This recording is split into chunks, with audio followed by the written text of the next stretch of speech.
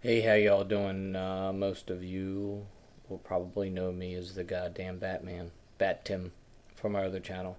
This is a channel I started a while ago. It's a project that I ignored for a while, but gonna start it up again. It's basically a channel to inform the misinformed, and I'm gonna start this channel out by giving people a little history of what's going on in the region around Babylon, Iraq, for those of you that are unaware, and why the last 125, 130 years have mean so much to what's going on with that conflict. We have a media in this country that intentionally and deliberately misinforms people. And they do that to sell commercials or ads in their newspapers or to perpetuate political agendas of their own. It doesn't matter whether it's Fox and Bill O'Reilly or MSNBC and Keith Olbermann, or doesn't matter. The media intentionally misinforms and they ignore history. And they have very specific reasons they do so. Those reasons don't matter so much, but the misinformation does. And I'm going to start off. This will be a brief introduction to the first series of videos that I plan to do on this channel.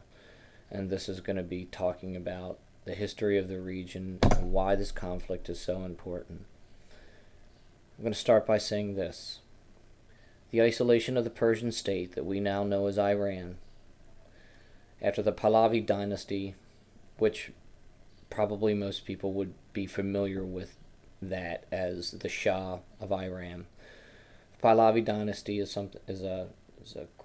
it's a dynasty, is a an inheritable power autonomous group. Okay, and the Pahlavis ran Iran since 1925. In 1978, democratic student groups started a revolution in Iran because the economic, democratic, and reforms just weren't happening quickly enough, probably for self-interested reasons by the Pahlavis. Regardless, in 1978, the revolution started with a good head. It started with good reason. It was usurped by theocrats that we now call mullahs. The Ayatollah Khomeini and his group usurped that revolution, took it for their own, and have run Iran since then. The Carter administration covertly started funding the Mujahideen in Afghanistan to destabilize Persia on the right hand side, or the eastern end, and supported the Hussein regime on the western end. And every administration since Wilson has supported the Saudis and the Sunni monarchies and dictators within that region for one reason and one reason only, and that's oil. Um, in my next video, I plan on getting involved in the fall of the Ottoman Empire, why that's so important to the region, why miscalculations by the English in Iraq are a big cause of what's going on right now in Iraq and the civil war that's going on in Iraq.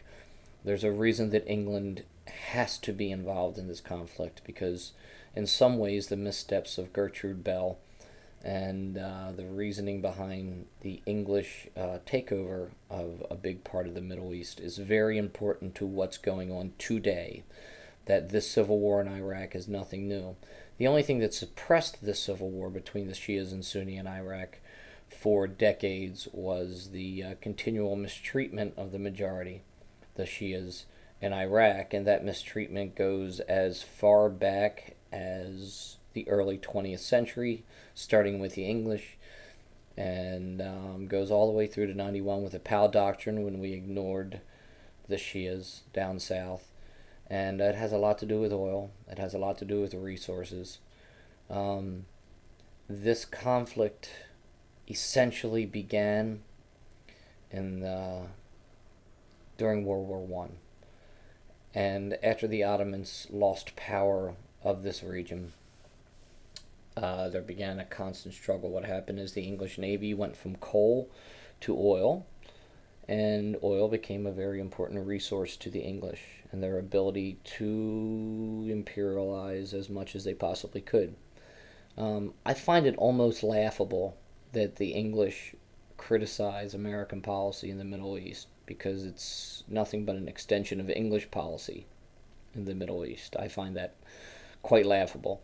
I find it even more laughable that the Germans and French have a problem with the policy. Well, I mean, it's logical that they have a problem with the policy because they're losing the power. But the going back as far back as the Kaiser and the French alliance with the English and manipulating the politics of the region, that is why we're fighting this war. And to ignore that is just ridiculous. It's illogical. Everybody wants to point the finger at this administration when this administration is just perpetuating a policy that began in, well, I mean, it began aggressively through FDR.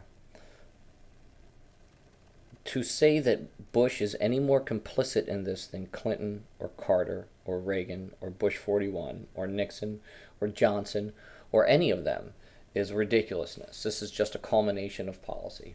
This is a ramping up of policy that started with Carter in '98 when the Liberation of Iraq law was signed by Bill Clinton. That's when the ramping up to this war started. For the Democrats to separate themselves for this conflict is just laughable. It's playing politics. And the isolation of Persia and keeping Persia from being aggressive toward their Arabic neighbors is absolutely 100% very important to the security of not just the United States, but of the entire globe. Countries realize this.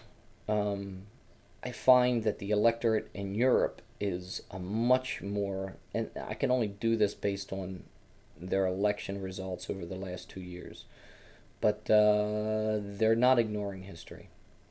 And I think what's sad is that because of our media and because of the manipulation of it, and because people get their news from Rosie O'Donnell, that and Keith Olbermann and Bill O'Reilly and Rush Limbaugh, that Americans are misinformed, and I think it's sad. And I'll start with the next vlog and try to explain, and it's probably going to be pretty lengthy, but I'm going to try to explain to everyone the history of the region and why this administration is no more at fault for what's going on than all the players. All the players are at fault for what's going on. And then you can make your own decisions on whether we should be in Iraq or whether we should have gone there to begin with.